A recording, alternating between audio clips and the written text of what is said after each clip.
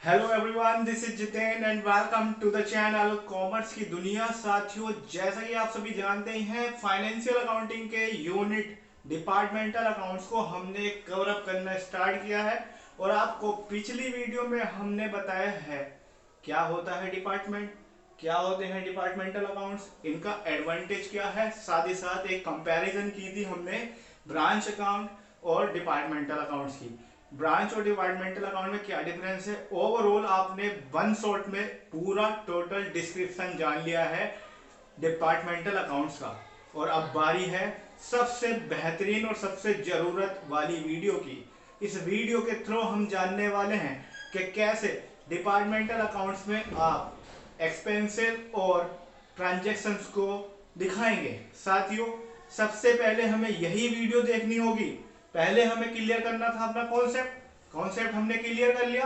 अगर आपने पिछली वीडियो नहीं देखी है तो प्लीज मुफ्त की एडवाइस जाकर के पिछली वीडियो जरूर देखें, क्योंकि जब तक कॉन्सेप्ट नहीं क्लियर होगा तब तक आपके समझ में कुछ नहीं आएगा। और कॉमर्स की दुनिया का हमेशा से एक नारा है, क्या हम रटाते नहीं, आपकी कॉन्सेप्ट को क्लियर कराते हैं। साथियों, तो आज शुरू करते हैं अपनी वीडियो को और जानते हैं कि डिपार्टमेंटल अकाउंट्स में एक्सपेंसेस को किस तरह से ट्रीट किया जाएगा।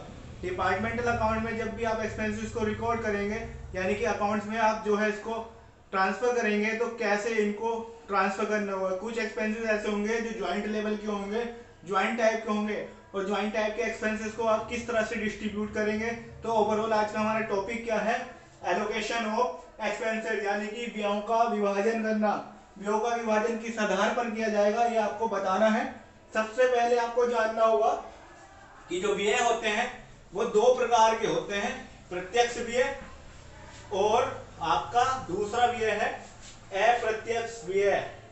ठीक है साथियों, प्रत्यक्ष व्यय और दूसरा है अप्रत्यक्ष व्यय। साथियों, और ये आपको कहां पढ़ने के लिए मिल सकता है, ये आपको पढ़ने के लिए मिलेगा साथियों अकाउंटिंग टर्म्स में, बेसिक अकाउंटिंग टर्म्स में पढ़ने के लिए मिलेगा। प्रत्यक्ष व्यय को कहते हैं डायरेक्ट एक्सपेंसेस, और अप्रत्यक्ष व्यय के अंदर आते हैं आपके इनडायरेक्ट एक्सपेंसेस। ठीक है साथियों, जो प्रत्यक्ष व्यय होते हैं वो आपके होते हैं मैन्युफैक्चरिंग से रिलेटेड,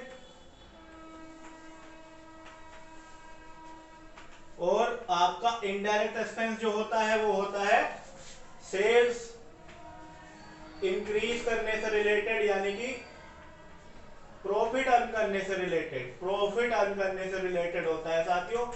ठीक है, इतनी बात आपको समझ में आई होगी। सीधी सी बात है, डिपार्टमेंटल अकाउंट जब बनेंगे तो वो सीधे फाइनल अकाउंट की तरह बनते हैं। तो पहला एक अकाउंट होता है मैन्युफैक्चरिंग अकाउंट और होता है प्रॉफिट एंड लॉस अकाउंट। साथियों, ठीक है, वो डिपार्टमेंटल अकाउंट के ही अंतर्गत आता है। तो ये बात तो हमें समझ में आई कि प्रत्यक्ष व्यय मैन्युफैक्चरिंग एक्सपेंसेस है। अप्रत्यक्ष व्यय कौन से होते हैं, जो माल, ये प्रत्यक्ष व्यय जो होते हैं ये सेल्स को इंक्रीज और डिक्रीज करने में मदद करते हैं। अगर इनडायरेक्ट एक्सपेंस ज्यादा हो जाएंगे तो आपकी सेल्स बढ़ सकती है, और इनडायरेक्ट एक्सपेंसेस कम हो जाएंगे तो आपकी सेल्स घट सकती है। यानी कि आपको सीधी सी बात है, प्रॉफिट और लॉस पर इफेक्ट करने वाले एक्सपेंसेस इनडायरेक्ट एक्सपेंस के अंतर्गत आते हैं। बात करते हैं डायरेक्ट एक्सपेंसेस कैसे एलोकेट होंगे। तो साथियों, डायरेक्ट एक्सपेंसेस को एलोकेट करने के लिए जितने भी अलग अलग डिपार्टमेंट होंगे उनमें अलग अलग तरह से डिपार्टमेंट में डायरेक्ट एक्सपेंसेस ले जाए जाएंगे। ठीक है साथियों, डायरेक्ट एक्सपेंसेस के अंदर आपका वेजेस आ जाता है, इलेक्ट्रिसिटी, वाटर सप्लाई, ये सब आ जाता है। यानी ओवरऑल वे सारे एक्सपेंसेस आते हैं जो माल बनाने से संबंधित हैं। फ्यूल भी आ जाएगा इसके अंतर्गत। ठीक, अब मैं आपको बोर्ड पर दिखाऊंगा इसका पूरा चार्ट, जो कि आपको समझ आने में बड़ा आसान सा होगा। तो मैं यहाँ पर बता रहा हूँ और आपको बेसिस बताऊंगा। जो व्ययों का विभाजन है, पहले नंबर पर आप देख रहे हैं प्रत्यक्ष व्यय, यानी डायरेक्ट एक्सपेंसेस का जो विभाजन होगा। प्रत्यक्ष व्यय तो जिस विभाग पर किए जाते हैं उसी विभाग में इनका लेखा कर दिया जाता है, जैसे मजदूरी और अन्य प्रकार के पारिश्रमिक। दूसरे नंबर पर आता है आपको, जैसे मैंने बताया, अप्रत्यक्ष व्यय। तो अप्रत्यक्ष व्यय के अंतर्गत सबसे पहला एक्सपेंसेस होगा जो बिक्री के अनुसार बांटे जाएंगे, यानी कि on the basis of sales. तो allocation according to sales, sales के अनुसार कौन से एक्सपेंसेस को बांटना होता है। जैसे सेल्स पर दिया जाने वाला कमीशन, अब अलग अलग डिपार्टमेंट में अलग अलग सेल्स होगी तो अलग अलग डिपार्टमेंट पर अलग अलग कमीशन के लिए आपको अलग अलग डिपार्टमेंट की सेल्स देखनी पड़ेगी साथियों। ठीक है साथियों। विज्ञापन व्यय, विज्ञापन व्यय भी आप किस हिसाब से करेंगे, अलग अलग डिपार्टमेंट के हिसाब से करेंगे कि किस डिपार्टमेंट में कितनी सेल्स हो रही है और उसी आधार पर आप एडवर्टाइजमेंट करेंगे साथियों। अगला है, आगे बढ़ते हैं साथियों, निरीक्षण एवं व्यवस्थापना व्यय यानी कि सुपरविजन एंड एडमिनिस्ट्रेटिव एक्सपेंसेस, ये भी आप अलग अलग डिपार्टमेंट पर अलग अलग हिसाब से करेंगे या देखेंगे कि आपकी सेल्स कितनी है अलग अलग डिपार्टमेंट में। यात्री विक्रेता का वेतन, जो ट्रेवल एक्सपेंसेस है वो सब यहाँ पर आपको इसी आधार पर लेने होंगे, सेल्स के आधार पर। आगे चलते हैं और अगला बात करते हैं on the basis of area, यानी क्षेत्रफल के आधार पर कौन कौन से एक्सपेंसेस को बांटा जाएगा। तो क्षेत्रफल के आधार पर बांटे जाने वाले भी हैं जैसे स्थानीय कर, लोकल टैक्स, स्थान का किराया यानी कि डिपार्टमेंट का किराया, अगर आपने रेंट पर डिपार्टमेंट या फिर अपना जो है ऑफिस तैयार किया है तो अलग अलग डिपार्टमेंट में कितना रेंट जाएगा वो किस पर डिपेंड करेगा कि आपका डिपार्टमेंट ने टोटल ऑफिस का कितना एरिया क्या किया है, ऑक्यूपाई किया है। भवन का बीमा, बीमा भी आपका इसी बात पर निर्भर करेगा कि हर डिपार्टमेंट ने कितना स्थान जो है ग्रहण किया है, घेराव किया है, उस आधार पर अलग अलग डिपार्टमेंट का बीमा जो है खर्च उसमें दिखाया जाएगा अलग अलग विभाग में। माल का बीमा प्रीमियम, तो इंश्योरेंस प्रीमियम ऑफ गुड्स, माल का जो प्रीमियम या फिर कहना चाहिए इंश्योरेंस होगा वो भी इस बात पर निर्भर करेगा कि किस डिपार्टमेंट में कितना माल है, और जितना माल होगा वो टोटल के अनुपात से लगा करके आप स्थान जो प्रीमियम है प्रीमियम राशि को बांट लेंगे। सपोज कीजिए आपका जो पूरा विभाग जो है, पूरा आपका जो ऑफिस है उसका जो माल का बीमा है आपका 10,000 का है और आपका एक विभाग में स्थान घेरता है 2 भाग और टोटल है 10, तो आपके 2,000 रुपए एक विभाग के हो गए साथियों। ठीक है साथियों, वो तो आगे क्वेश्चन जब आएंगे तब बताएंगे आपको। आगे चलते हैं, बिक्री हुए माल की लागत यानी कॉस्ट ऑफ गुड्स सोल्ड निकालना है आपको। तो कॉस्ट ऑफ गुड्स सोल्ड निकालने के लिए आपका फॉर्मूला लगेगा opening stock plus purchase minus closing stock. ठीक है, प्रत्येक विभाग की बिक्री हुए माल की लागत अलग अलग निकाल ली जाती है और यदि प्रश्न में इस आधार पर अप्रत्यक्ष व्यय के बंटवारे के लिए लिखा हो तो हमें इसी आधार पर अप्रत्यक्ष व्यय को बांटना है।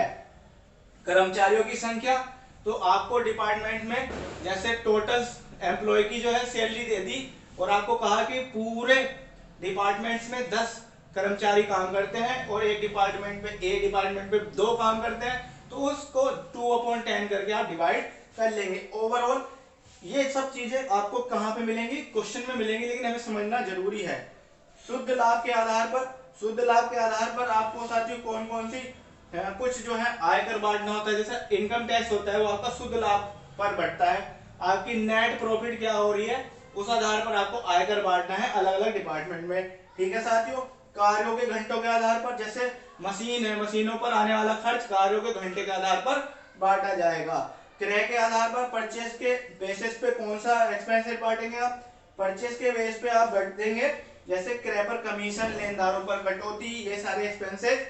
क्रय पर गाड़ी भाड़ा यानी कि जो फ्राइट लगा है माल खरीदने पर वो भी क्या होगा, क्रय के आधार पर ही आपका बटेगा। हिरास को कैसे बांटेंगे आप, हिरास यानी कि डेप्रिसिएशन को संपत्तियों के मूल्य के आधार पर बांटा जाएगा। देखभाल के भी यानी कि सुपरविजन चार्जेस आपको कर्मचारियों की संख्या के आधार पर बांटने हैं और अन्य भी है।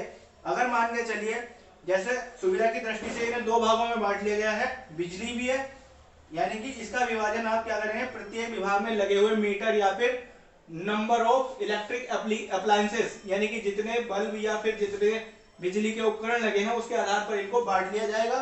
और बीमा को आप कैसे बांटेंगे, बीमा को बांटते हैं आप स्टॉक के आधार पर कि किस विभाग में कितना स्टॉक है।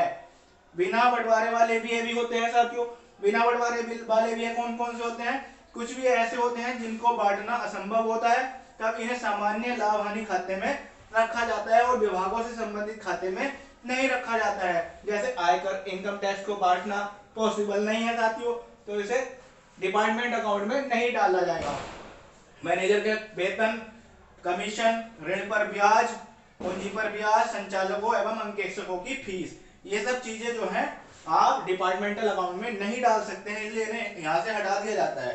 ठीक है साथियों, तो ये एक छोटी सी वीडियो थी जो आपको समझ में आई होगी और आई होप आपको ये वीडियो पसंद आई होगी। एक छोटी सी वीडियो जो बहुत ही जरूरी है डिपार्टमेंटल अकाउंट को समझने के लिए। यदि आपने इसको समझ लिया है तो मुझे बहुत खुशी होगी। लेकिन साथियों आपसे एक छोटी सी अपील है, प्लीज ये वीडियो, ये जो चैप्टर है, ये यूनिट है या फिर ये चैनल है, आपके लिए ही है। प्लीज इस चैनल को फॉलो करें, अपना चैनल मान करके इसको सपोर्ट करें और वीडियो जरूर देखें, क्योंकि ये वीडियो आपके लिए है, किसी और के लिए तो है नहीं। इसलिए चैनल फटाफट सब्सक्राइब करें, वीडियो पसंद आई हो तो लाइक भी करें और अपना एप्रिसिएशन हमें अपने फ्रेंड्स को भी शेयर करके इस वीडियो को दें। थैंक यू सो मच बने रहने के लिए चैनल के साथ। हम मिलेंगे अगली वीडियो के साथ, तब तक देखते रहेगा कॉमर्स की दुनिया। Thank you.